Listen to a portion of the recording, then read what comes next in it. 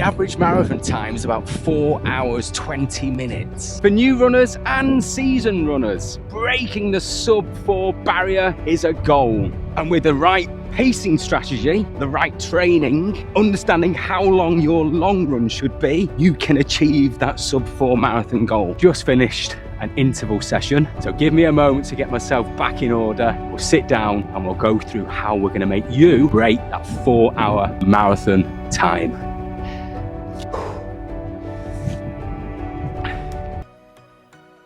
To run just under 4 hours in your marathon, you have to run an average pace of 5 minutes, 41 seconds per kilometre, or 9 minutes, 9 seconds per mile. And the key there, these are average paces, but that only leaves you with 1 second spare to get your sub-4 marathon. A better idea is to give yourself a bit of a buffer, so a 10-minute buffer is advised. So congratulations, your new marathon pace on average is 5 minutes, 27 seconds per kilometre, or 8 minutes, 46 seconds per mile.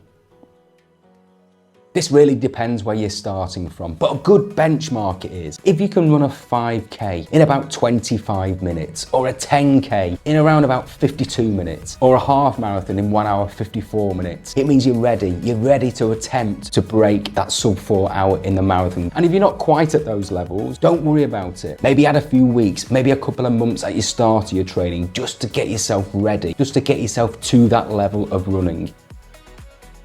Look at your training that went on previously. Look at that marathon. Sit down, analyse the good and the bad in your training and on the marathon. What went well? What didn't go so well? What can you bring to your training plan? What can you change? Maybe the runs were too difficult. Maybe there were too many runs. Maybe you didn't get your fueling right or your sleeping right. Bring all those good and bad into this new attempt. And don't forget to zoom out. This is one marathon. Even if you don't make it this time, make sure you sign up to another marathon and give it another go. It's all about consistency.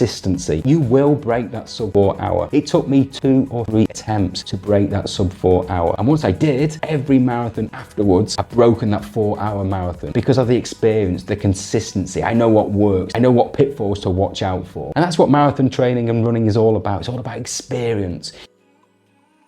You're going to need a good pair of running shoes, maybe 2 pairs. So what most runners have is a rotation of shoes.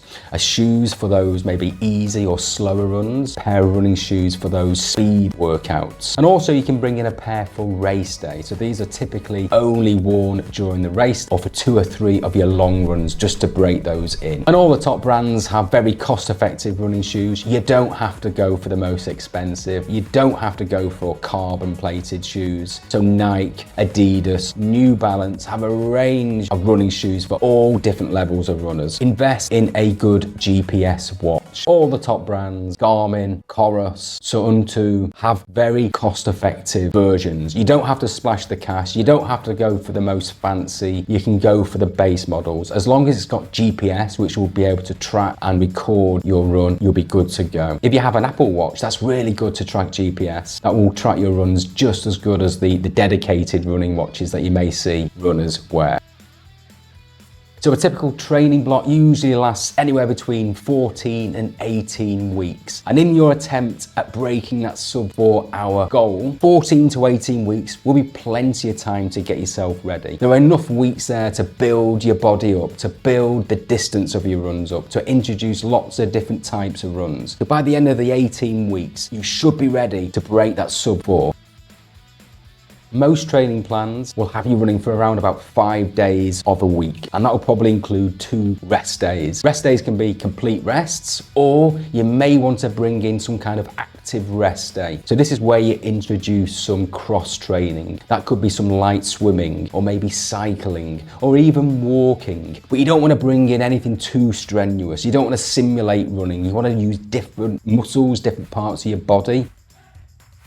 Good training plans for a marathon, especially those focusing on sub-4 attempts, usually have a mix of different types of runs. A couple of speed sessions during the week. They usually have an easy run or 2, and then obviously we have the long run. So a typical training week will look something like this. You'll notice in this example, uphill repeats. They're really good. Uphill repeats use different types of muscles when you run. And because you're running shorter distances, uphill, the benefit benefits are almost the same as running longer distance on a flat road. It helps build your running form and your running posture. Uphill repeats are a great way to build strength. In every marathon where I've broken sub 4, my training has included some uphill repeats, interval sessions, fartleks, or tempo runs. So interval training is to improve your speed overall. So basically you run faster for a bit, then recover maybe at a jog or a brisk walk or even a rest, and then do it again for a set number of repeats, just to get a bit of speed in those legs. Some good examples: 16 times 400 meters run with a 90-second rest, 15 times 300 meter run with a 100-meter rest, or 12 by 2-minute run with a 1-minute rest. Intervals are really good speed work, get speed in your legs over shorter distances. So fartlek is a Swedish word meaning speed play. So maybe you want to run a little bit faster and then a little bit slower and mix the pace and intensity up. That's what a fartlek is. It's usually slightly longer than an interval session. So maybe you want to run 1k at a very fast pace and maybe the next 2k at a slower pace. It's a kind of unstructured speed work. It's entirely up to you at what pace you go at what stages of the run. 1 minute at faster effort, then 3 minutes at an easy effort. Tempo runs are usually run at a slightly longer distance, and maybe for 20-25 minutes, maybe 5k, and these are usually done at a moderate to a fast pace. If you're aiming for a sub 4 marathon, your pace in your tempo run should be faster than 5 minutes 41 seconds per kilometer. It just gets you used to running at marathon or above pace for a slightly longer period of time. Easy run, which is exactly what it sounds, where you run at a very conversational pace, maybe for 30, 40, maybe even 50 minutes. Sometimes there are recovery runs. These are exactly what they sound. So after a hard training session, after some speed work, a recovery run is done at a very slow pace. And then we have the staple of all marathon training, and this is the long run. This is really important, especially when you're trying to break that sub 4 hour. So don't ever skip your long runs if you can. When you start your training, you'll be running anywhere between 10 and maybe 15 kilometers. Over the weeks of the training, this will increase to a maximum of around about 30 to 32 kilometers. Don't be daunted at the start when you see those sorts of distances on your training plan.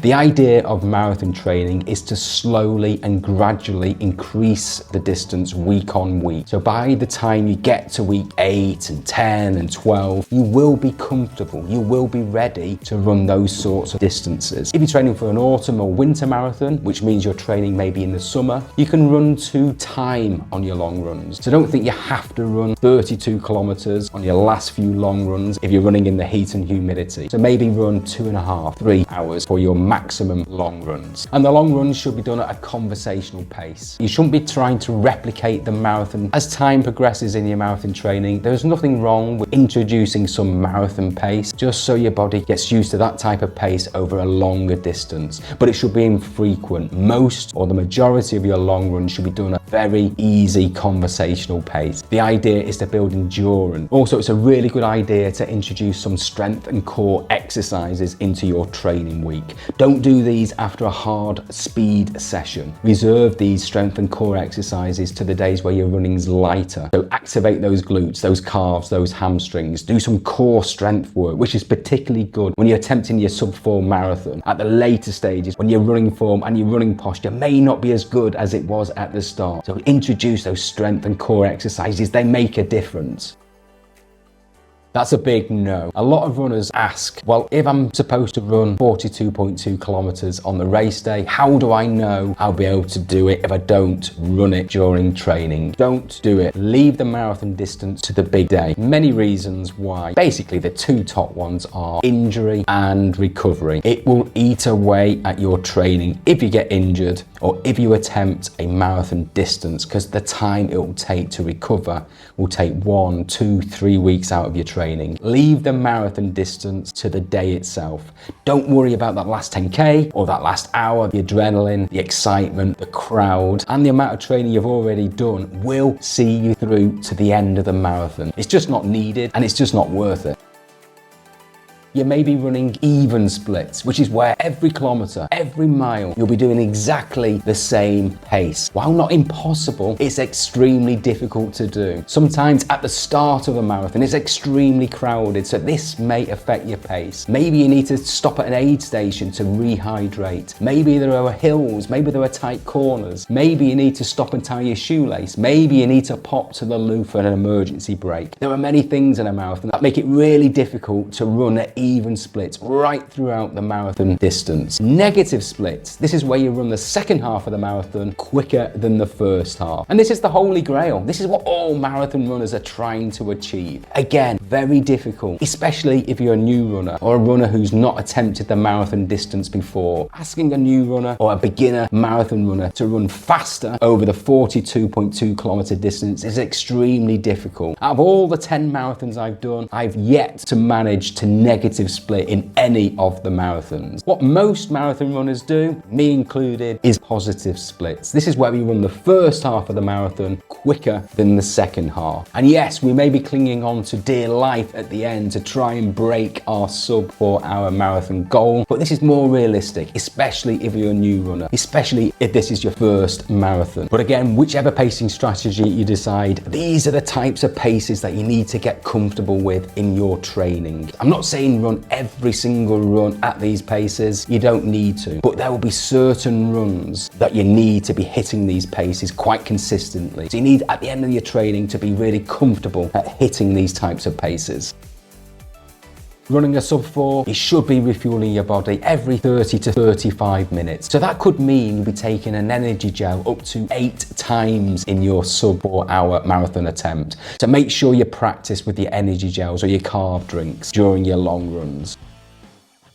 Start to believe that you're going to break the sub 4 hour marathon time. I'm not saying shout from the rooftops that you're going to attempt it, but start to believe it. Positive self-talk on those long runs. I go into all of this in much more detail in other videos across my channel. Check the weather, check the course, get your bib early, get to sleep, do your carb loading. Something new on race day, don't start too fast. Remember your whys, stay positive, enjoy the moment, don't give up. You can break the sub 4 hour marathon. Think of all the training you've done, think of all the hard work you've done. Keep going when it gets tough. Finish strong. Enjoy the moment. Enjoy your victory lap.